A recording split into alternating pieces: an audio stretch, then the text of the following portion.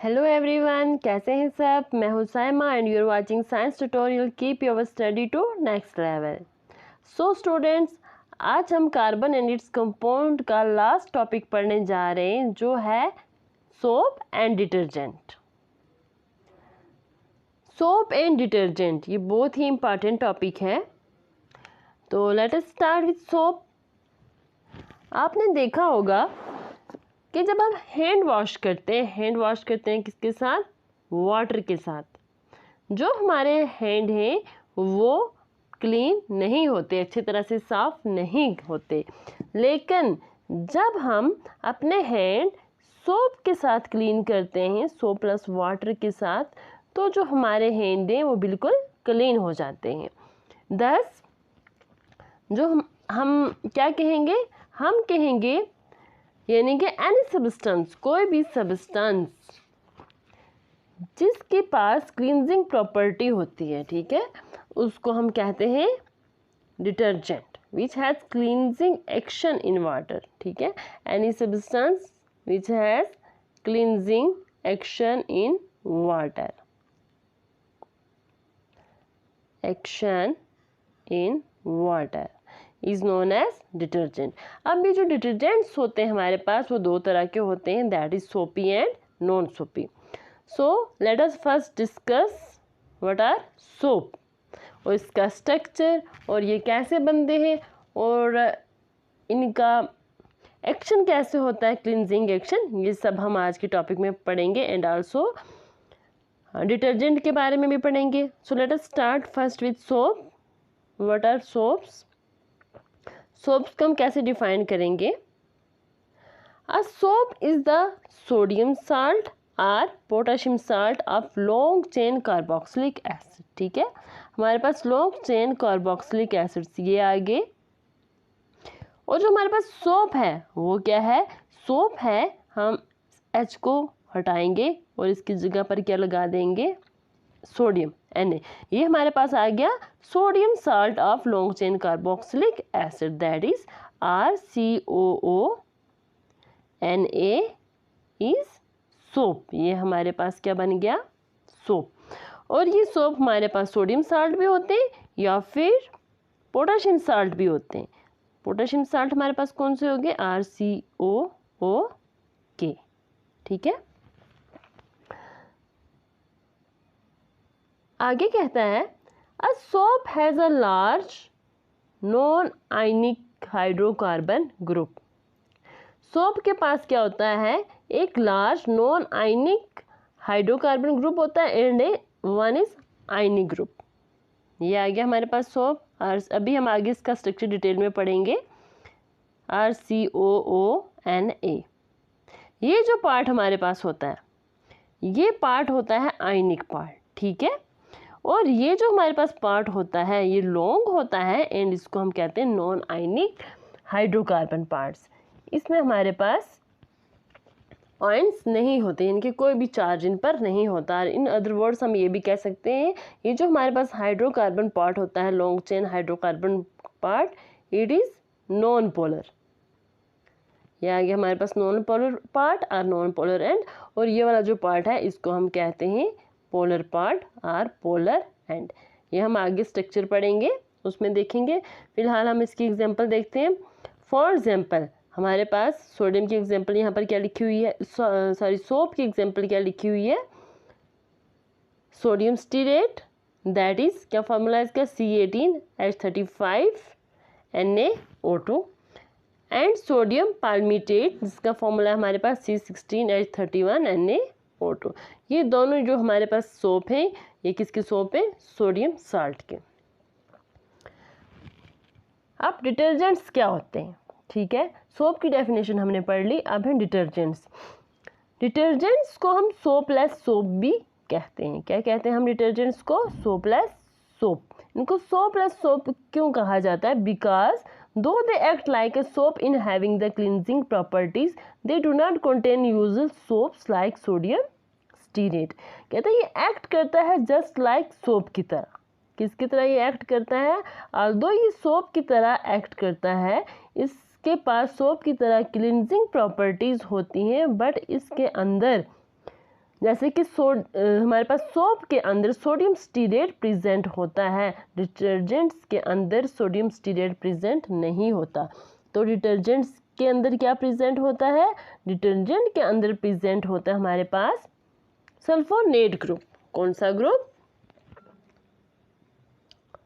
Just a second, यहाँ कुछ problem हो रही है, अच्छे से चल नहीं रहा। ओके, तो मैंने क्या कहा, डिटर्जेंट्स के अंदर क्या होता है, कौन सा ग्रुप होता है? Sulphonate group, that is SO3 negative and Na positive. ठीक है, और डिटर्जेंट्स क्या होते हैं हमारे पास? Detergents is the sodium salt of long chain benzene sulphonic acid. किसके? Long chain benzene sulphonic acid are the sodium salt of long chain alkyl hydrogen sulphate which has cleansing properties. Both soap and detergents have cleansing properties. आगे हमारे पास manufacture of soap. Soap को कैसे बनाया जाता है? ठीक है, soap is made from animal fat और वेजिटेबल ऑयल। सोप किससे बनते हैं? एनिमल फैट और वेजिटेबल ऑयल से, by the process of saponification. अब कैसे बनते हैं? व्हेन फैट्स आर ऑयल, हमने कहा कि सोप हमारे पास बनते हैं फैट और ऑयल से। जब हम इस फैट और ऑयल को हीट करते हैं, क्या करते हैं? फैट और ऑयल को हीट करेंगे विद सोडियम हाइड्रोक्साइड के साथ, तो ये हमारे पास बना देगा सोप प्लस ग्लाइसरॉल। हमें क्या चाहिए? सोप, और हमारे पास एक प्रोडक्ट बन जाएगा दूसरा जिसका नाम है glycerol. The process of making soap by the hydrolysis of fats and oils. ठीक है, ये जो हम फैट्स और ऑयल की हाइड्रोलिसिस करते हैं, क्या बनाने के लिए? सोप बनाने के लिए, अल्कली के साथ। इस प्रोसेस को हम क्या कहते हैं? स्पोनिफिकेशन। ठीक है, the process of making soap by the hydrolysis of fats and oil with alkali is called saponification. अब हमारे पास केमिकल रिएक्शन है नीचे दी गई। Chemical reaction of formation of soap is as under, ये हमारे पास फैट, ठीक है, ये वाला part, CH2O COO CH214 CH3, इसको हमने ट्रीट किया अल्कली के साथ, यानी कि सोडियम हाइड्रोक्साइड के साथ। ठीक है, ये हमारे पास है एक मालिक्यूल।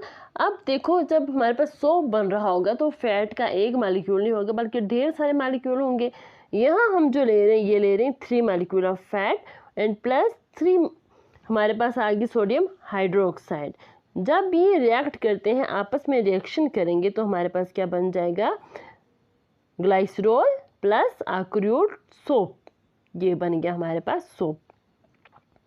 अब रिएक्शन कैसे होती है? जब सोडियम हाइड्रोक्साइड फैट के साथ रिएक्ट करेगा तो ये यहाँ से ब्रेक हो जाएगा। ठीक है, CH2 CH2 CH2 3 टाइम्स आ गया हमारे पास, CH2 CH2 CH2, और ये वाला OH सोडियम हाइड्रोक्साइड का OH हम लेते हैं, ये कितने टाइम्स हमारे पास? 3 टाइम्स, ये इसके साथ लग गया OH A1, एक OH हमारे पास यहाँ पर लगा, दूसरा यहाँ, तीसरा यहाँ। इन CH2 के साथ OH OH and OH combine हो गया। तो आगे था ये वाला पार्ट, ठीक है, सेकंड पार्ट, ये जो ब्रेक हुआ, ये किसके साथ कंबाइन होगा? इसके साथ, Na के साथ। किसके साथ कंबाइन होगा? Na के साथ। फर्स्ट पार्ट की तो समझ आ गया आपको, सेकंड पार्ट ये वाला था। ठीक है, ये क्या लेगा? 3 सोडियम, तो हमारे पास आ जाएगा हमारे पास CH3 CH214 CO3 Na। ये क्या हमारे पास? सोप, ये बन गया सोप। अब स्ट्रक्चर ऑफ सोप, सोप होता कैसा? जो सोप का स्ट्रक्चर होता है वो होता है जस्ट लाइक अ टैडपोल। ये देखो, ये आपके पास आ गया एक टैडपोल की तरह ये स्ट्रक्चर्स। अब जो सोप होता है, इसके अंदर 2 पार्ट होते हैं, एक होता है लॉन्ग चेन हाइड्रोकार्बन पार्ट और दूसरा शॉर्ट आयनिक पार्ट, जिसके अंदर COO negative and Na positive आते हैं। ठीक है, ये चार्ज ऊपर आएगा ऐसे, COO negative and Na positive. और हम कहते हैं कि जिसका स्ट्रक्चर होता है वो जस्ट लाइक टैडपोल की तरह होता है। ये आ गया इसका स्ट्रक्चर। इसका एक लॉन्ग चेन हाइड्रोकार्बन पार्ट होता है जो कि नॉन पोलर होता है, यानी इसके ऊपर कोई चार्ज नहीं होता, नॉन पोलर। और ये जो हमारे पास शॉर्ट पार्ट है, शॉर्ट एंड है, ये होता है पोलर और आयनिक, ठीक है, इसको हम नॉन आयनिक भी कहते हैं। अब देखो जो हमारे पास ये पोलर पार्ट होता है, पोलर एंड होता है, इट इज वाटर सॉल्युबल, ठीक है, वाटर सॉल्युबल। और ये जो हमारे पास लॉन्ग हाइड्रोकार्बन चेन होती है और ये जो लॉन्ग पार्ट होता है ये वाटर को रिपेल करता है, that is it is hydrophobic. क्या कहेंगे हम? हाइड्रोफोबिक पार्ट है। और ये किस में सॉल्युबल होता है? It is soluble in oil. और जो हमारे पास पोलर पार्ट है वो है हाइड्रोफिलिक, यानी कि वाटर लविंग, ठीक है, ये वाटर में डिजॉल्व हो जाता है, ये वाटर के साथ कंबाइन होता है। और ये जो हमारे पास है ये वाटर में सॉल्युबल नहीं होता है, ये part long chain hydrocarbon part, ये नॉन पोलर होता है एंड ऑयल में सॉल्युबल होता है, वाटर में सॉल्युबल नहीं होता, ये वाटर को रिपेल करता है। ये हो गया इसका स्ट्रक्चर। स्ट्रक्चर में हमने क्या देखा? स्ट्रक्चर में हमने यही देखा कि जो हमारे पास सोप होते हैं इसके दो पार्ट होते हैं, one is polar and the other is non polar. ये आ गया हमारे पास नॉन पोलर पार्ट और ये आ गया हमारे पास पोलर पार्ट, ठीक है। पोलर पार्ट होता है हाइड्रोफिलिक, वाटर लविंग, यानी कि वाटर में सॉल्युबल होता है। और जो हमारे पास हाइड्रोफोबिक पार्ट होता है इट इज वाटर रिपेलिंग और हाइड्रोफोबिक, ये पानी से डरता है, इसको पानी से डर लगता है, ये पानी में सॉल्युबल नहीं होता है, इट इज ऑयल सॉल्युबल। अब आगे क्लींजिंग एक्शन ऑफ सोप। जो सोप होता है वो कैसे किसी भी डर्ट को, ग्रीस को निकालता है, अब हम देखते हैं कैसे निकालता है। Soap molecule have different properties at the two and. It's one and is hydrophilic, जैसे कि मैंने अभी आपको बताया, and the other is hydrophobic. ये है हमारे पास सोप, ठीक है। कहते हैं ये जो दोनों एंड हैं सोप के, इनकी अलग अलग प्रॉपर्टी है। एक जो एंड है हमारे पास वो हाइड्रोफोबिक है and the second is hydrophilic, ये आ गया हमारे पास हाइड्रोफिलिक। अब क्या होता है at the surface of water, जो वाटर के सरफेस के ऊपर जो हमारे पास हाइड्रोफोबिक एंड होता है, हाइड्रोफोबिक एंड कौन सा हो गया? ये वाला लॉन्ग हाइड्रोकार्बन पार्ट, और इसको हम टेल भी कहते हैं। ये इनसॉल्युबल होता है वाटर में। तो जो सोप के होता है वो क्या करता है, अपने आप को अलाइन कर देता है along the surface of the water with the ionic and in water. ये वाला एंड, यानी ये वाला एंड चला जाएगा पानी में, और ये जो हमारे पास लॉन्ग चेन है हाइड्रोकार्बन एंड, ये पानी के बाहर रहेगा, और ये वाला एंड हमारे पास पानी के अंदर रहेगा। इनसाइड वाटर, पानी के अंदर अब क्या होगा, इन मॉलिक्यूल्स की एक यूनिक, एक अलग तरह की ओरिएंटेशन हो जाती है जो हाइड्रोकार्बन पोर्शन को आउट ऑफ वाटर रखती है। क्यों रखती है? क्योंकि वो हाइड्रोफोबिक होता है। और ये ऐसा कैसे होता है? This is done by forming a cluster of molecule. एक मॉलिक्यूल थोड़ा होगा, ढेर सारे मॉलिक्यूल होंगे, ये सारे मॉलिक्यूल एक साथ जुड़ेंगे, जिसमें हमारे पास क्या होगा, जो हाइड्रोफोबिक टेल है वो are in the interior of the clusters and on the surface of the cluster ionic bond is present. ये देखो ये आ गया, ये हमारे पास आगे हाइड्रोफिलिक एंड, और ये आगे हमारे पास हाइड्रोफोबिक एंड, अंदर वाले की तरफ आ जाएंगे, और टुवर्ड्स द सरफेस आ जाएंगे हमारे पास हाइड्रोफिलिक एंड और आयनिक बॉन्ड हम कहेंगे, दैट इज ये वाला O negative and Na positive. अब देखो ये क्या हमारे पास बन गया, सोप मिश्र। अभी सोप मिश्र क्या होता है, जो एग्रीग्रेट बनता है, यानी कि जो वो जाग बबल्स की तरह बनता है, उसको हम क्या कहते हैं, micelle. Soap micelle entrap the dirt particles. या आपके पास यहाँ पर थी डर्ट, ऑयल, ग्रीस, डस्ट जो भी थी लगी हुई हमारे क्लोथ्स को, यहाँ पर एक क्या बन जाएगा, मिश्र, ठीक है, एक गुब्बारा सा बन जाएगा सोप की वजह से, सोप की फॉर्म की वजह से। अब जो हमारे पास हाइड्रोफिलिक पार्ट था वो ये रहा, और जो हाइड्रोफोबिक पार्ट, ये लॉन्ग चेन हाइड्रोकार्बन वाला पार्ट, ये हमने क्या कहा था, ये सॉल्युबल होता है इन द ऑयल और ग्रीस। ये इसके अंदर चला जाएगा, इसको इंट्रैप कर लेगा, और जब हम पानी के साथ धोएंगे कपड़े को, और ये पहले साफ़ कैसे होगा, ये साफ़ होगा मैकेनिकली, या उसको हम जैसे मशीन में हम डालते हैं, या फिर उसको रब करेंगे हैंड से, उससे जो डर्ट और डस्ट है वो इस हाइड्रोफोबिक एंड के साथ चिपक जाएगा। जब हम उसको वाटर के साथ वॉश करते हैं तो ये अलोंग विद वाटर बाहर निकल जाता है। The formation of cluster of molecules, जो क्लस्टर ऑफ मॉलिक्यूल्स बन रहे थे इसी को हम क्या कहते हैं, मिक्सचर कहते हैं। To wash away with loosened dirt particle in the form of mixture from the surface of cloth, it is either scrubbed mechanically or beaten in the washing machine. अब in the form of a mixture, soap is able to clean since the oil dirt is being collected in the center of the mixture. ये मैंने आपको पहले ही बता दिया। अब क्या होता है, अब नेक्स्ट हमारे पास why detergents are more effective than soap in hard water। आपने देखा होगा जो हमारे पास सोप है वो हार्ड वाटर, यानी हार्ड वाटर क्या होता है, ऐसा वाटर जिसके अंदर साल्ट्स प्रेजेंट होंगे, ठीक है, और इम्प्योरिटीज प्रेजेंट होंगी, तो वो हो गया हमारे पास हार्ड वाटर। अब जो हमारे पास सोप होते हैं वो हार्ड वाटर में इतना काम नहीं करती, जबकि जो डिटर्जेंट्स होते हैं वो हार्ड वाटर में भी इफेक्टिव होते हैं।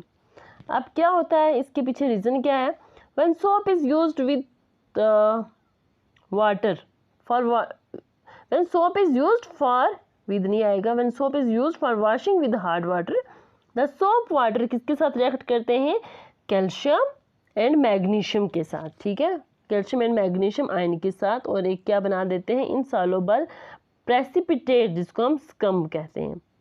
सोप जब किसके साथ मिलता है, कैल्शियम आयन के साथ एंड पोटाशियम आयन के साथ, जो भी प्रेजेंट होंगे हार्ड वाटर में, इसके साथ में मिलता है, और सोप हमारे पास मिलता है पोटाशियम आयन के साथ।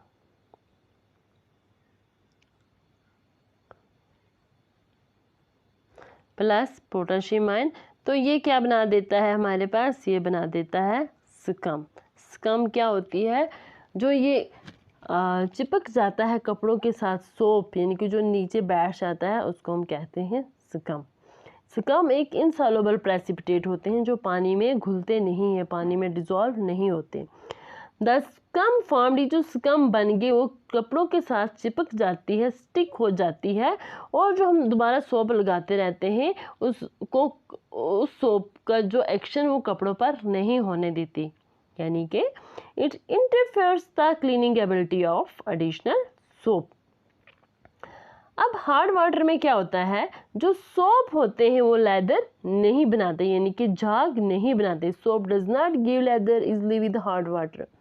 द फॉर्मेशन, और ये जो फॉर्मेशन ऑफ लेदर और फॉर्म यानी कि जिसको हम झाग कहते हैं, ये बहुत ही ज़रूरी होता है for removing dirt from clothes, यानी कि अगर वो झाग नहीं बनेगा, फॉर्म नहीं बनेगी, तो जो हमारे क्लोथ्स हैं वो क्लीन नहीं हो पाते। अब हमने क्या देखा कि जो सोप होते हैं, क्या देखा, सोप क्या करते हैं, हार्ड वाटर में रिएक्ट नहीं करते। क्यों नहीं अपना एक्शन शो करते, बिकॉज वो कैल्शियम के साथ मिलके, calcium and magnesium potassium ion के साथ मिलके क्या बना देते हैं, स्कम, ठीक है, और उसकी प्रॉपर्टी चेंज हो जाती है सोप की। जबकि जो डिटर्जेंट होते हैं वो इनके साथ रिएक्शन नहीं करते, वो कैल्शियम और पोटेशियम आयन के साथ जब रिएक्ट होते हैं, यहाँ पर लिखा हुआ है दे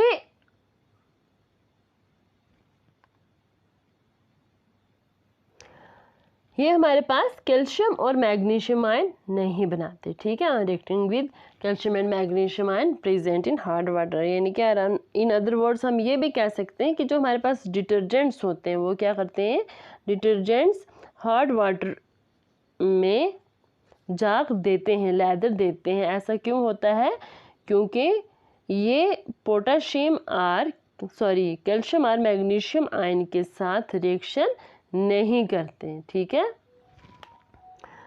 तो इसलिए जो हमारे पास डिटर्जेंट्स होते हैं वो मोर इफ़ेक्टिव होते हैं than soap in hard water. ये हार्ड वाटर में भी क्लिनजिंग प्रॉपर्टी शो करते हैं as compare to that of the soap. इसके साथ ही आज ये हमारा कार्बन एंड इट्स कंपाउंड का लेसन ख़त्म होता है।